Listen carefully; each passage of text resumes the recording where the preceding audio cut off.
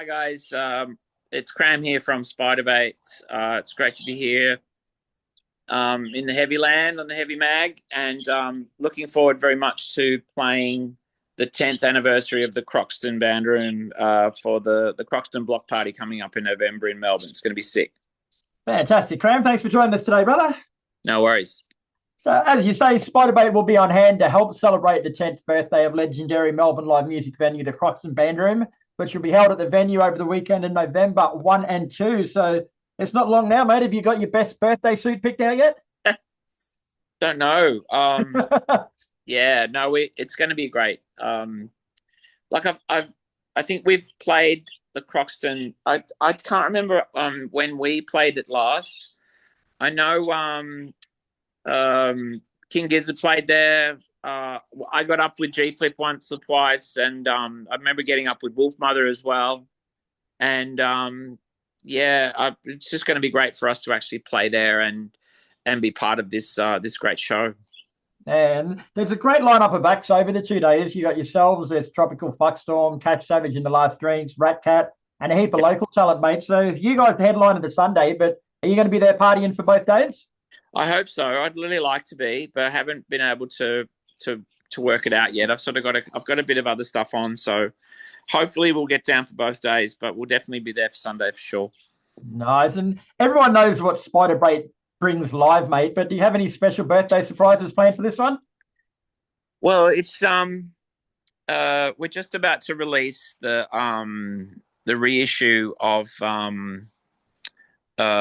Spanish Galleon, and we're pressed it on vinyl because I think it's the anniversary of that record's release. So we might try and do a fair few songs off that record for this show.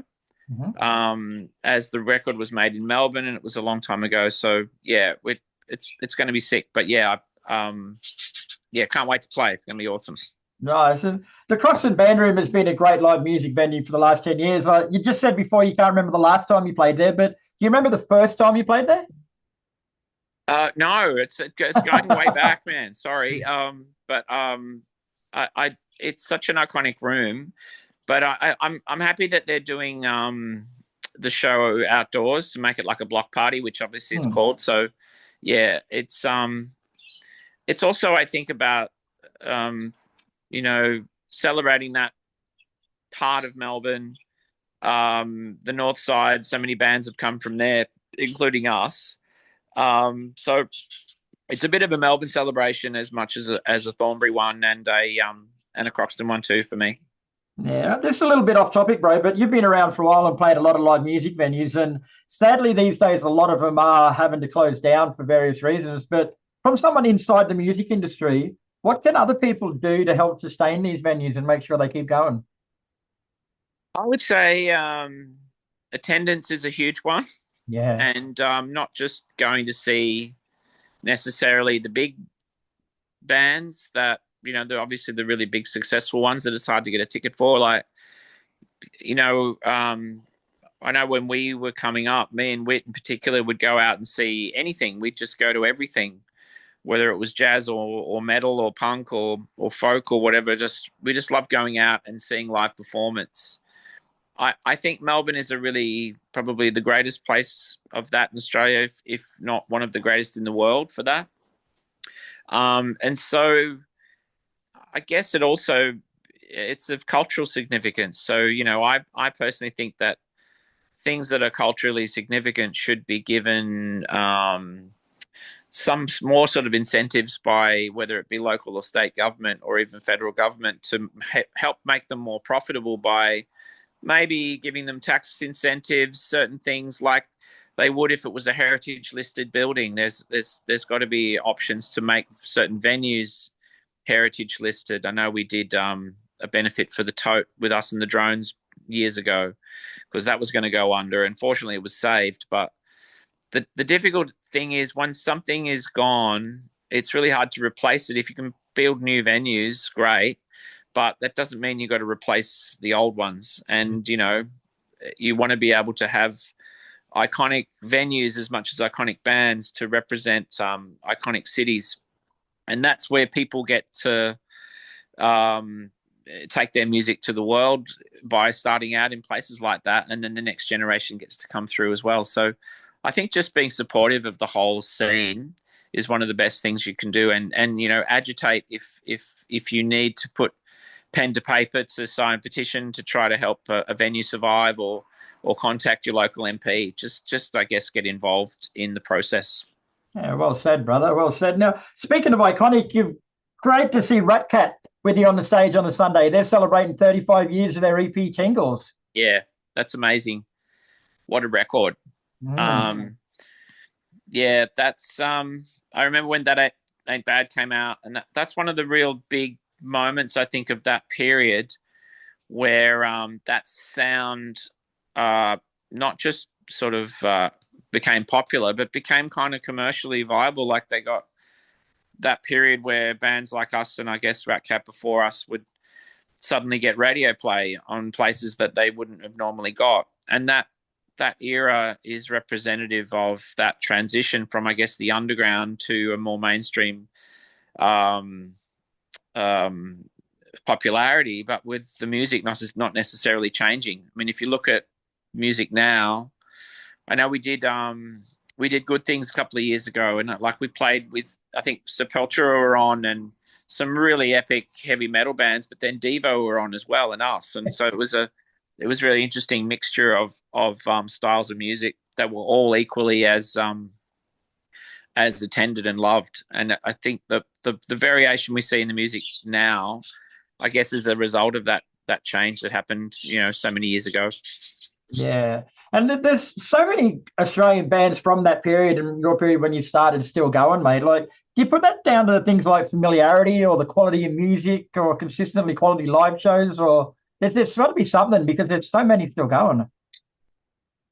Yeah, I know. We played at the Grand Prix this year with Living End, and it was epic. Like, it's sort of like, I guess, like what you're saying, a lot of bands of our era, it's like when you have a comeback or whatever and you do really well, but it's not always the case that the band will keep going. They might come back and then, keep it playing intermittently. But I think all the bands of that era that you mentioned are still doing really big tours, playing big festivals, are in some ways more popular than ever. Maybe it's something about that era of group bands. It's a pretty hard one to, question to answer. I don't know particularly why, but there must be something about that particular era that really has an effect on people. And like, out of all of those bands from that era, bro, who do you reckon will be the last one standing? Geez, I don't know. I got no idea. It really comes down to a bunch of things. One is obviously personal relationships. We're really lucky in that respect that we're very close, and really enjoy each other's company and playing. And also, I think, it has to be worth your while. You want to do good shows, and it'd be awesome. But yeah, I couldn't tell you the answer to that question. I don't know. I almost don't want to answer it. I almost don't want to. No, so we touched on this before, bro, but on October 24th, you're releasing the 30th anniversary vinyl edition of the unfinished Spanish galleon of Finley Lake. Like, that's a great achievement, bro. Like, what are your memories from that particular record?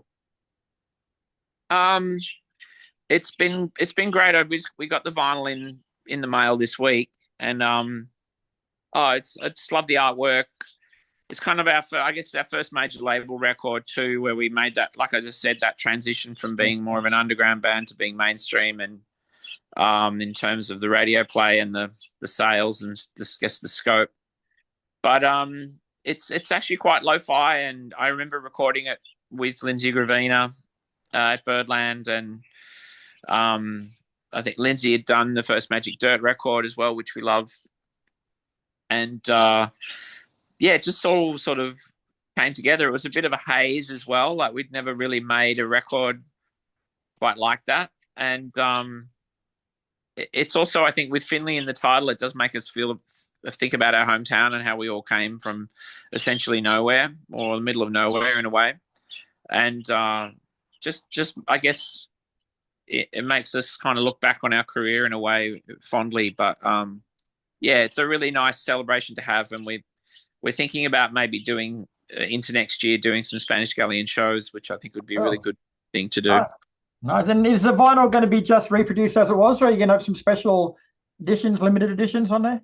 I think we did that with the vinyl for Ivy, because we found another version of Tonight that Janet sang on, and maybe a couple of other things. But I thought we'd just leave this one classic as it was, because it actually never was released on vinyl. So in a way, you know, sometimes you don't always want to do change it up. Sometimes you just want to almost imagine that it was coming out back in when it was first released in '94, and almost have it as a window back in time. So yeah, it looks really good. We're so happy with we've changed the artwork around a little bit in a few spots, but it's all pretty much the original artwork with some extra photos and stuff, which are very funny. They take us back. So yeah, we're really happy with it.